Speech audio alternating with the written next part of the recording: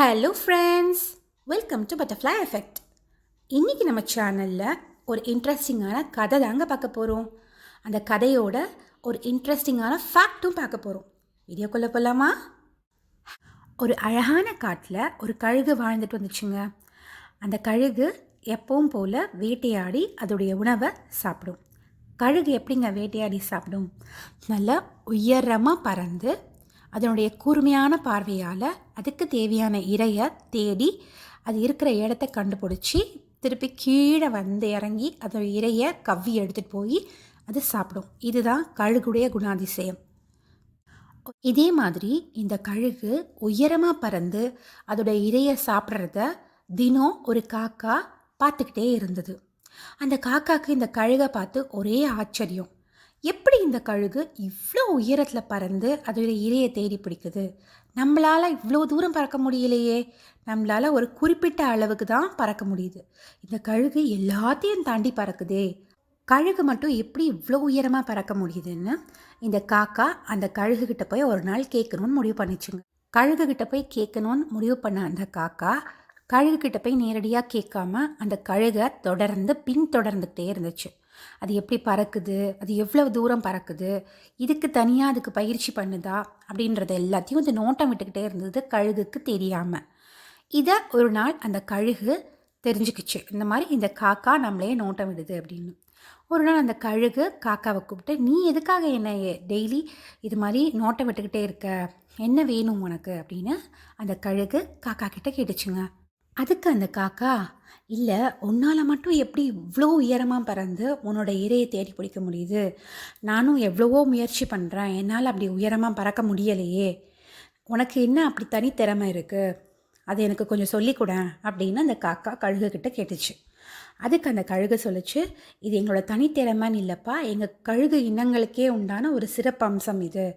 உங்கள் காக்கை இனத்துக்குன்னு ஒரு சில சிறப்பு அம்சங்கள் இருக்குது, அதே மாதிரி கழுகு இனத்துக்கு ஒரு சில சிறப்பு அம்சங்கள் இருக்குது. அதனால தான் நாங்கள் அவ்வளோ தூரம் உயரமாக பறந்து எங்கள் இரையை நாங்கள் தேடி பிடிக்கிறோம் அப்படின்னு இந்த கழுகு காக்கா கிட்ட சொல்லிச்சு. இந்த காக்கானால் இந்த பதிலை ஏற்றுக்கவே முடியலைங்க. கழுகு மேலே பொறாமப்பட்ட அந்த காக்கா ஒரு நாள் கழுகு பறக்க ஆரம்பிக்கும்போது அந்த கழுகுடைய கழுத்தில் போய் உட்காந்துக்குச்சு. இதை கவனித்த அந்த கழுகு இந்த காக்கைக்கு ஒரு சரியான பாடத்தை புகட்டணும் அப்படின்னு நினச்சிதான். தன் கழுத்து மேலே உட்கார்ந்த அந்த காக்கையும் சுமந்துக்கிட்டு அந்த கழுகு பறக்க ஆரம்பிச்சுது. கழுகு உயர உயர பறக்க ஆரம்பிக்க இந்த காக்கை ரொம்ப மகிழ்ச்சியாக இருந்தது. கொஞ்சம் உயரம் போகும்போது அந்த காக்கையால் மூச்சு விட முடியலை. அதுக்கு தேவையான பிராணவாயு இல்லாமல் கிடைக்காம ரொம்ப சிரமப்பட்டது. இன்னும் ரொம்ப உயர பறக்க பறக்க அதால் சமாளிக்க முடியாமல் காக்கா கீழே விழுந்துருச்சு மயங்கி. இதை கவனித்த அந்த கழுகு அந்த காக்கையை பார்க்க கீழே பறந்து வந்ததுங்க. கொஞ்ச நேரத்துலேயே மயக்கம் தெளிஞ்ச அந்த காக்கா கழுகை பார்த்து கேட்டுச்சான், ஏன் என்னால் இவ்வளோ உயரமாக பறக்க முடியலை அப்படின்னு ரொம்ப வருத்தப்பட்டுச்சு. இதை பார்த்த அந்த கழுகு, நான் கழுகு, என்னுடைய சிறப்பம்சம் இவ்வளவு தூரம் உயரமாக பறக்கிறது. அதே மாதிரி நீ காக்கா, உனக்குன்னு ஒரு சில சிறப்பு அம்சங்கள் இருக்கும். உனக்கு நல்ல புத்திசாலித்தனமும் நல்ல ஞாபக சக்தியும் இருக்குதுன்னு சொல்கிறாங்க. அதில் உன்னை நீ எப்படி மேம்படுத்திக்க முடியும்னு பாரு. என்னுடைய உன்னை ஒப்பிட்டு பார்த்து உன் திறமைகளை வளர்க்கணும்னு நினைக்காத. உனக்குள்ள ஒரு சில திறமைகள் இருக்கும், அதில் நீ எப்படி முன்னேறலான்னு யோசித்து அதுக்கு தகுந்த மாதிரி முன்னேறுன்னு அந்த கழுகு அந்த காக்கா கிட்ட சொல்லிட்டு அது மறுபடியும் பறக்க ஆரம்பிச்சிருச்சு. இதிலிருந்து காக்கா நல்ல ஒரு பாடத்தை கற்றுக்குச்சுங்க.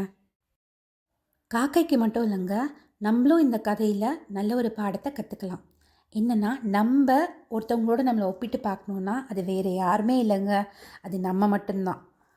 இன்றைக்கி நம்ம எப்படி இருந்தோம், நாளைக்கு நம்ம எப்படி இருப்போம், ஒரு வருஷத்துக்கு அப்புறம் நான் என்னென்ன திறமைகளை வளர்த்துக்கணும், என்னை நான் எப்படி மெருகேற்றிக்கணும் அப்படின்னு தான் நம்ம பார்க்கணுமே தவிர, இன்னொருத்தவங்க எவ்வளோ காசு பணம் வச்சுருக்காங்க, இன்னொருத்தவங்க எவ்வளோ படிச்சிருக்காங்க, இன்னொருத்தவங்க எவ்வளோ சொத்து வச்சுருக்காங்கன்னு அடுத்தவங்களை வச்சு நம்மளோட திறமையையோ நம்மளையோ எப்பயுமே நம்ம மதிப்பீடு செஞ்சுக்கவே கூடாது.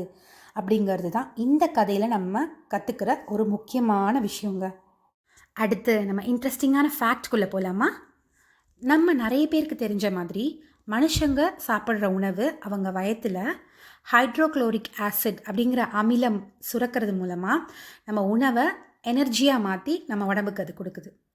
இதே மாதிரி கழுகுக்கு எப்படி அது சாப்பிட்ற சாப்பாடு ஜீரணமாகுது தெரியுமா? கழுகு பார்த்திங்கன்னா அது விதவிதமாக அணில், பாம்பு, வாத்து இந்த மாதிரி நிறைய மிருகங்களை அது வேட்டையாடி சாப்பிடும். அது மட்டும் இல்லைங்க, பிணம் தின்னி கழுகுகள் கூட இருக்குது. 4-5 நாள் ஆன பிணத்தை கூட கழுகுகள் சாப்பிட்டு உயிர் வாழும்.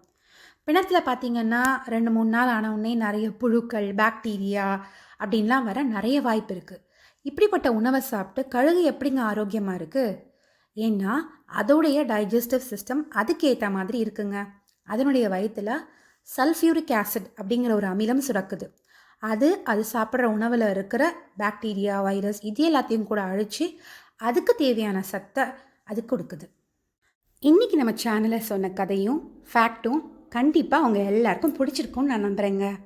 திருப்பி வேறு வீடியோவில் வேறு இன்ட்ரெஸ்டிங்கான கண்டென்ட்டில் நம்ம சந்திப்போம். தேங்க்யூ. நம்ம வீடியோவை புதுசாக பார்க்குற எல்லாரும் நம்ம வீடியோவுக்கு லைக், ஷேர் அண்ட் சப்ஸ்கிரைப் பண்ணிக்கோங்க.